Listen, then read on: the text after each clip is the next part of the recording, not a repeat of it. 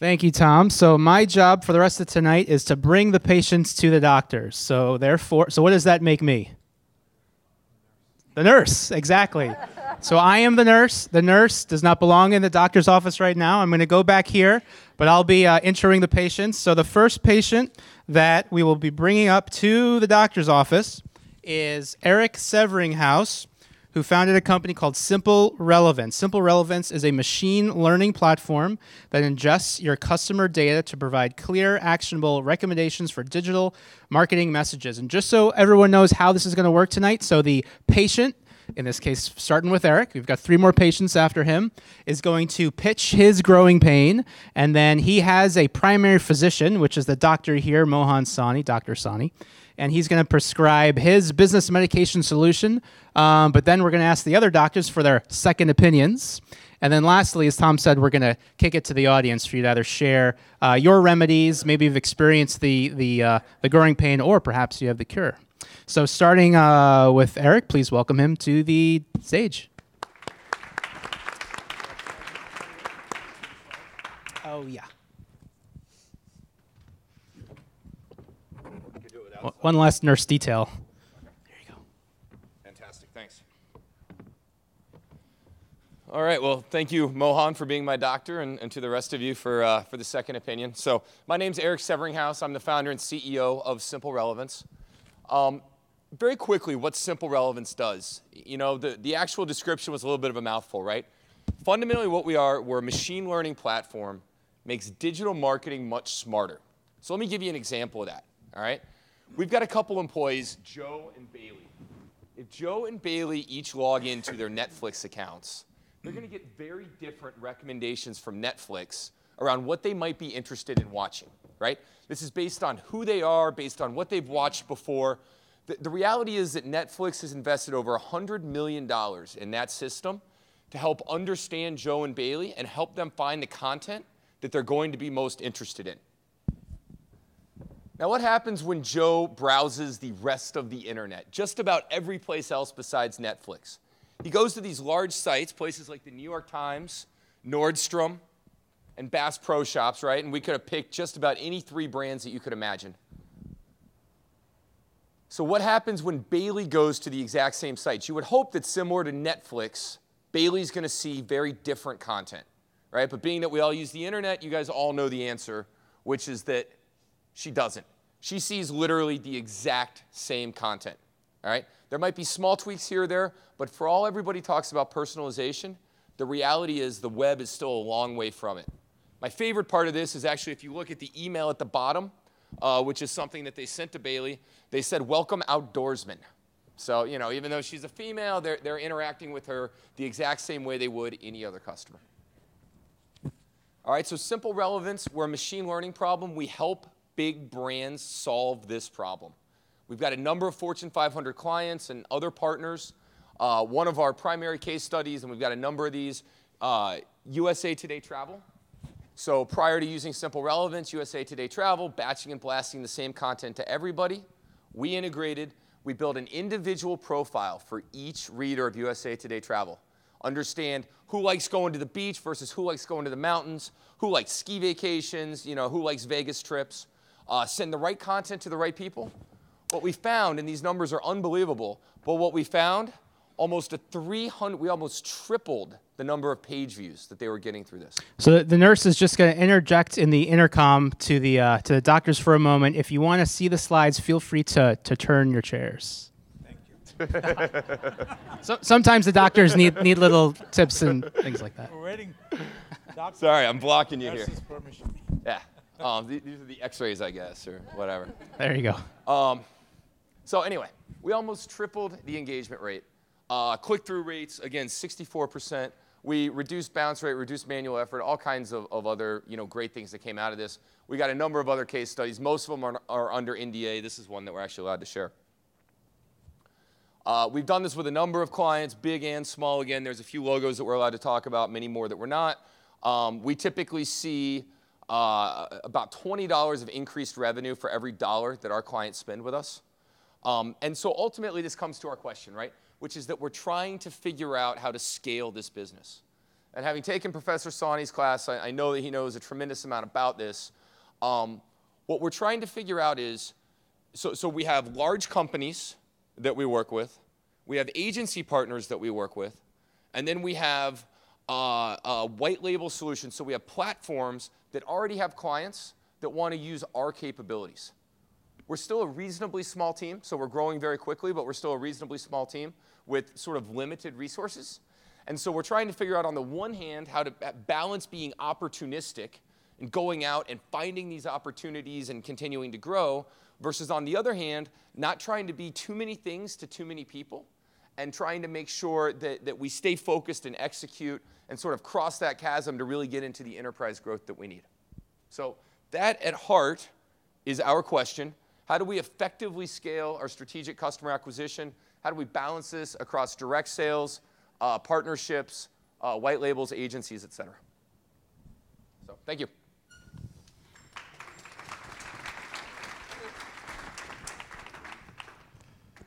Thanks, Eric. Fascinating business, and what's very clear is that you have a compelling value proposition, and which you validated. So the good news is that the product is good and the product works. The disease that you're afflicted with is what I call GTMitis, and it's go-to-market problem. And this is very common. I'm trying to draw some general implications here. When startup companies are targeting the enterprise market or large clients, the usual problem that you confront is sales cycles are long, 12 to 18 months, and it takes an enormous amount of effort to land an account, and it requires a lot of Salesforce dollars, and very highly paid salespeople, half to two-thirds of which will flame out and not produce. So how many 200, 250K salespeople can you afford, to scale these enterprise accounts? So that's the downside of going. So those are your channel options. One option is to go direct to your enterprise clients, all states of the world, the USA Today of the world, sell account after account after account. The good news there is that you are directly in front of the client. You're actually learning from them, and you will maximize your value capture because you're able to extract most value through this. The second and the third channel are partner mediated, right? And this is what I call OPC. You've heard of OPM, which is other people's money. OPC is other people's customers. So what you do is you leverage off other people's customer bases and going to market. And you can do this in two ways in your case. The first way you can do this is to go through ad agencies. Now, ad agencies serve many clients. And if you can make your offering part of the agency's offering, you get two benefits. One is that you're able to scale to their client base. You're absolved of the responsibility of doing the selling. And the second is that your solution will, to make the best out of it, the client really needs some advice and consulting. It's not just it's not just a tool, because they say a fool with a tool is still a fool. So you need some sort of elbow grease to go with that, and that's what the agency can provide as a full solution to the client. The downside of that is clearly you become an ingredient and you lose the direct client connection. The upside is you get scale. The third option is to partner with platform companies. So these may be, digital marketing platforms, the Eloquas of the world, the Marketos of the world, the people who are building marketing platforms, and essentially embed yourself as Intel Insight as an ingredient, and that's the white label strategy, right? So there again, the benefit is that you become a platform. You get sold in as part of the platform. You get scale through their client base, but the downside again is that you are just a white label, and a white label means that your brand is not in front of the customer until and unless you can have a very clear powered by SimpleRelevance, whenever the customer sees the offering. So what should you do? And I think you phrased this problem. The way to manage these trade-offs is to do an economic analysis, which is the trade-off is the following. Some of these strategies will put food on the table quickly and allow you to get revenues quickly, but are not scalable.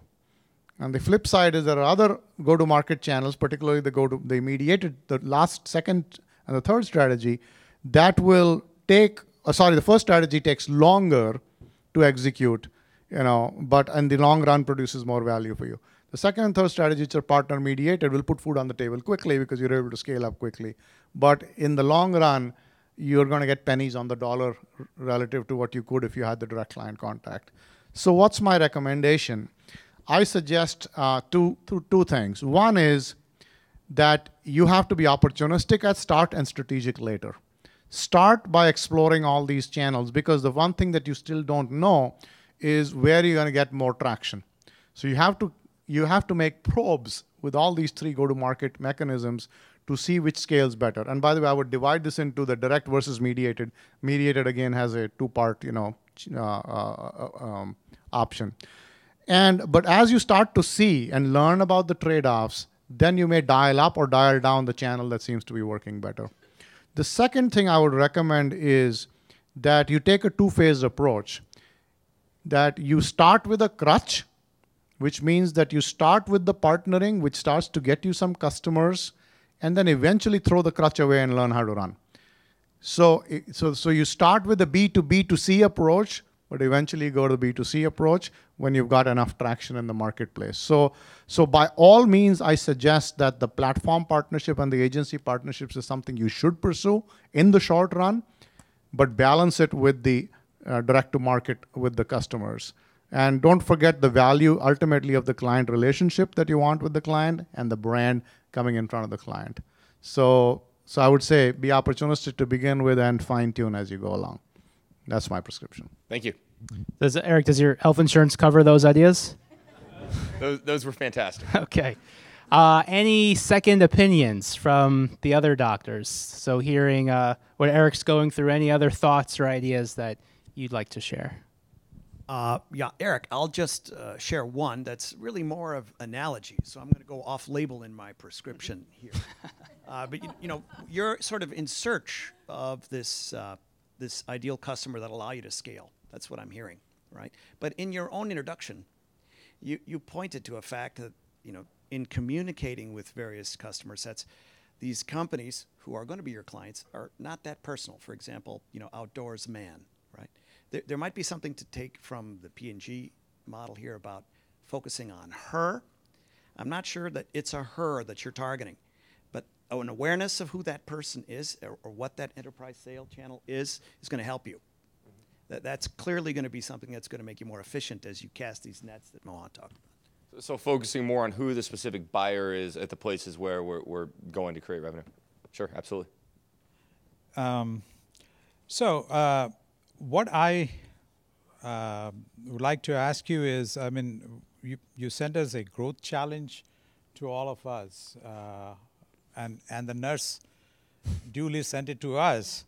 So I was reminded of a situation where I would go in, talk to the nurse for half an hour, and the nurse would put down the diagnosis as stomach pain. And then when the doctor comes in and talks to the patient says they have a headache. So what is it? Is it the stomach pain or the headache that you're currently having problems with? What I meant by stomach pain is what you have here, which is also a fascinating problem for startups. You're saying that you're dealing with many vendors and many partners who are currently siloed off. And what you're trying to do is integrate these partners and vendors to create an integrated a platform that delivers superior service to your customers. Except that how do you communicate this value that these partners have to be integrated? And as you correctly pointed out, that and this is very typical, you're saying that the partners we are seeking don't realize the limitations of their siloed data. And that is so common. I remember this 25, 30 years ago, we used to go into companies. There was a guy who was doing advertising, another guy who was in charge of all kinds of sales promotion activities, a third guy who was in charge of the sales force. and they were not talking to each other, and each one of them went off and did their own thing. It's much later that companies found out that it is both more efficient and more effective to actually integrate all these different forms of marketing communication. And I remember during that time we had to convince some companies to do this, and what we did was create 2 simple case studies. One case study where this company did not integrate any of these activities, and the other company which seamlessly integrated all these activities. And we were able to compare and contrast and show to the customers that we were trying to persuade how integration makes your marketing both effective and efficient in terms of the ROI. So a couple of case studies, if you can, it could be even hypothetical case studies, but I find that this is a very powerful way of communicating value propositions when you compare and contrast one thing over the other. Thank you. Terrific. The disadvantage of going last is you don't get to add too much. But I guess I agree totally with the advice that you got from Mohan. And the thing that I would add to that is in terms of deciding whether you're going to go out with a branded product and go after that customer base or a white label product, I would really look closely at the margins that are delivered by each of those and into which of those segments you have the best sales team to sell. Terrific. So, Eric, why don't you put the question that you had on the last slide up, just for all these physicians' assistants to see. So we're going to ask all of you, because you all have tremendous experience in lots of different things. You've gone through ups and downs. What ideas or advice does anyone in the audience have for Eric about how to effectively scale strategic partnerships? Yes, let's start with Howard over in the far corner over there. Hi, Howard. Microphone. You have a very great brand on display, along with far larger brands as clients. You mentioned in one sentence that you have NDAs in place. Why are you signing NDAs if you want to be out there? Because a lot of times we don't get a choice. They don't give you a choice, but as long as you don't have that choice, you're going to be able to only tell part of that story. And you think you don't have the choice. One time, try no. Yeah, no, I think that's a fair point. Thank you. Okay, taking the tough approach. All right, how about over here with Fritz? Okay, so this is with the analogy of the medical field. I'm going to give you a brand name prescription. Have you talked to Nielsen? Nielsen IRI? The company? Nielsen Corporation, which is doing big data in consumer space and doing a lot of other stuff. And I could see, from my limited perspective of being in the media, that I would love to find out what would be the hit television show. And I think your tool might do the trick. So. Yeah, we actually do that with media. So what's interesting, the Netflix example, Netflix has now taken all that data, and that was what they used to build House of Cards. We're taking that same thing and helping large companies figure out what articles should they write, all that kind of thing. So absolutely, it's a space. And I think that Nielsen, between their media properties and their online business, which they're trying to grow, and I don't have any unique, input in or names there that I could say, oh, go talk to so-and-so, but they're kind of here, kind of elsewhere, but just a thought. Terrific. Well, Eric, thank you for being our first patient to enter the doctor's office.